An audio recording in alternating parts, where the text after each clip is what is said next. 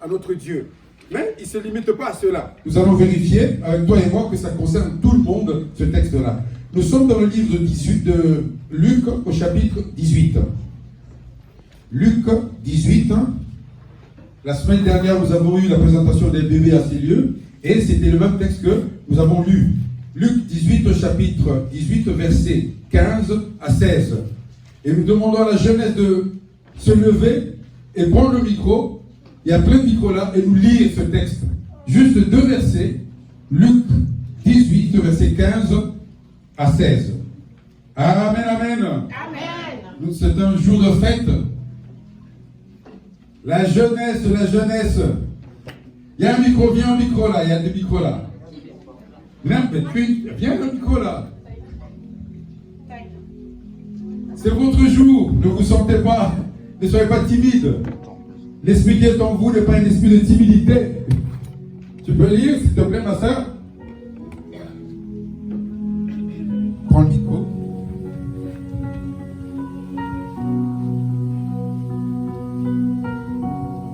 Des gens lui amenaient même de tout petits enfants, afin qu'il les touche. Mais les disciples, en voyant cela, leur firent des reproches. Jésus appela les enfants et dit: Laissez les petits enfants venir à moi et ne les empêchez pas, car le royaume de Dieu est pour ceux qui leur ressemblent. Amen, parole du Seigneur. Alors, là, on nous dit qu'on a amené les enfants à Jésus pour qu'il les touchât. Toucher ici dans le sens biblique, c'est ce qu'on appelle l'imposition des mains.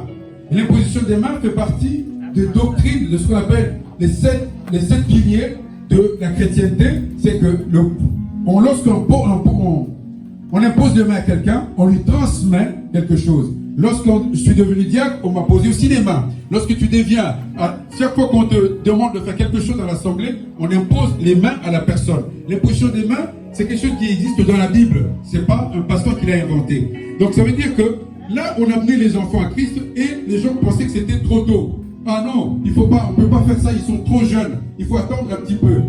Et la réponse à cette question, l'imposition des mains, quand tu lis Hébreux 6, verset 2, on en parle là-dedans. L'imposition des mains, c'est lorsque la personne, on voit en lui la croissance spirituelle.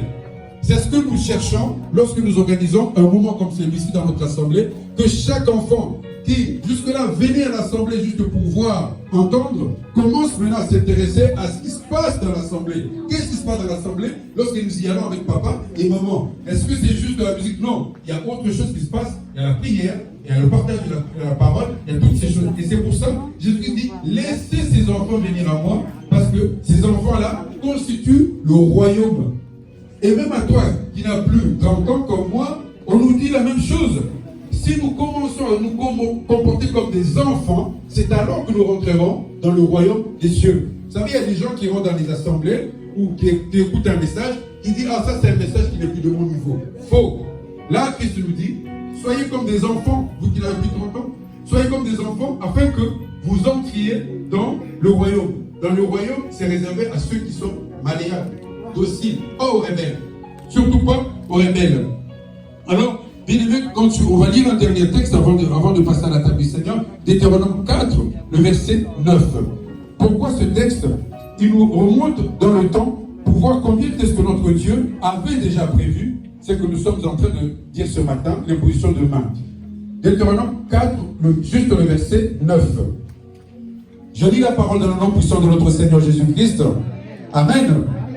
Seulement, prends garde à toi et veille attentivement sur ton âme tous les jours de ta vie, de peur que tu n'oublies les choses que tes yeux ont vues et qu'elles ne sortent de ton cœur.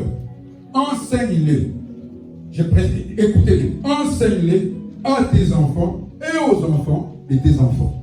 Ça, c'est réservé à tous ceux qui n'ont plus 30 ans, qui sont parents, comme toi et moi. On nous dit ici, enseigne ce que tu es en train de recevoir à tes enfants. Afin que ces enfants-là ne restent pas seulement des enfants, mais des enfants dont l'oreille a été préparée à écouter la parole, les genoux ont été préparés à se mettre à genoux pour prier, et les mains élevées pour dire Amen, Amen, Amen, Amen.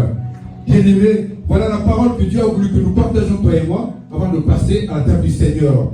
Apprenons, nous qui sommes adultes, à nos enfants à s'approcher de Dieu, et les enfants aussi, ne vous sous-estimez pas. Ne vous sous-estimez pas, surtout pas. Surtout pas parce que Dieu n'attend pas que tu aies plus de 50, plus de 40, plus de 70 même pour pouvoir te donner un ministère, pour pouvoir te montrer ce que tu dois faire. Là déjà aujourd'hui c'est une fête. Regarde bien, il y a certainement quelque chose que tu peux faire dans cette assemblée. Tu as certainement un talent, un don que tu n'as pas encore exploité, mais ce lieu va te permettre de l'exploiter. Alors pour ceux qui nous visitent pour la première fois, shalom déjà, je vous dis shalom. Et aussi, je vais vous dire ce qui se passe avant de passer à la table du Seigneur chez nous.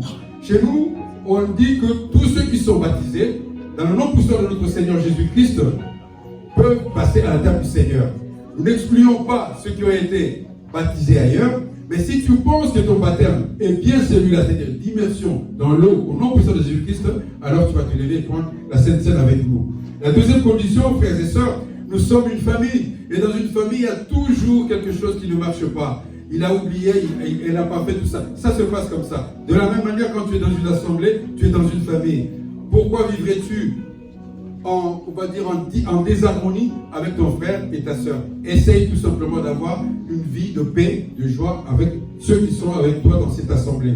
Et la troisième condition, qui est tout aussi la plus importante que la première, c'est la vie de sanctification, à laquelle chacun de nous est appelé. Il n'y a pas la sanctification réservée aux serviteurs, non. La sanctification, c'est la vie de tout celui qui a choisi Jésus-Christ comme chemin, comme parole et comme vie. Alors tous nous avons cette obligation de vivre la sanctification. Alors si tu remplis les trois conditions, c'est-à-dire la sanctification, une vie de paix avec ton frère et ta soeur, et si tu as été baptisé par immersion dans l'eau, tu peux te lever, on va passer pour la distribution au pain et Amen, amen. Nous appelons l'homme de Dieu qui va nous aider.